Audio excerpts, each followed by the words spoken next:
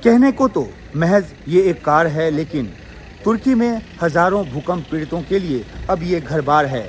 जिस तरह से लाखों लोगों के घर टूट गए हैं, तबाह हो गए हैं, उनकी बिल्डिंग्स ध्वस्त हो गई हैं, तो ऐसे में बहुत लोगों के सामने ये समस्या है, ये चुनौती है कि रात कहाँ बिताएं, ख़ासतौर पे ठंड की रात। और ठंड ऐसी कि देखिए आपको बर्फ़ की हल्की परत जो है वो कार पे जमी नज़र आएगी। तो इस तरह के सब ज़ीरो टेम्परेचर में एक बड़ी चुनौती रात बिताने की है। और इसलिए जिनके पास कार है वो अपना पूरा जो गृहस्थी का सामान जो निकाल पाए घर से, या फिर मदद के तौर पे जहाँ कहीं से भी उनको मिला है, कंबल, बिस्तर, ये सब कुछ अपनी जो है इस कार में लेकर चल रहे हैं। इसी कार में कई सदस्य जो हैं वो सोते भी हैं, छोटे बच्चे जो हैं वो सोते हैं और बारी बारी से सोते हैं, क्योंकि ये कार पूरी तरह से पूरे परिवार के लिए काफ़ी नहीं है। लेकिन फिर भी ये खुशकिस्मत हैं क्योंकि इनके पास एक बड़ी कार है जिसमें ये अपनी रात बिता पा रहे हैं। लाखों लोग इतने खुशनसीब भी नहीं जिनके पास इस तरह की कार हो। लेकिन ये एक त्रासदी दिखाती है कि आखिरकार किस तरीके से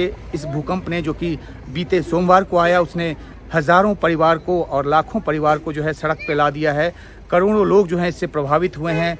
हज़ारों लोगों की जो जान है वो गई है। 28,000 से ज़्यादा जो तादाद है मृतकों की, अब वो बताई जा रही है तुर्की और सीरिया मिलाकर। तो ये जो एक रहने का जो एक संकट पैदा हुआ है उसको दूर करने की कोशिश फौरी तौर पे, और ज़ाहिर है इनको इंतज़ार है कि सरकार इनको बिस्तर मुहैया कराए। बहुत सारे कैंप लगाए गए हैं जहाँ पे हज़ारों लोगों की रहने की व्यवस्था की गई है। बहुत सारे होटल्स में भी लोग जो हैं वो रह रहे हैं, जिनके पास पैसा है वो पे करके, और जिनको मदद के तौर पे वहाँ पे आसरा मिला है वो मदद के तौर पे, और बाकी जो लोग हैं वो या तो कैंप में हैं या फिर सड़क पर ही रहने को मजबूर हैं। तो ये एक त्रासदपूर्ण स्थिति तुर्की की इस भूकंप के बाद।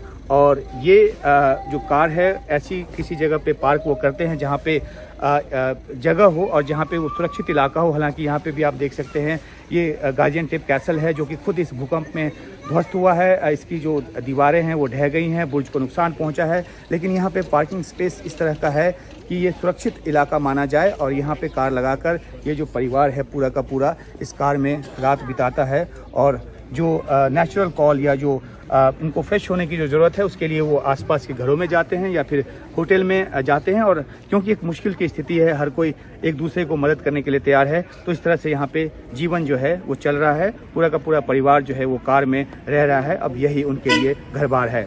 तुर्की से उमाशंकर सिंह, NDTV इंडिया।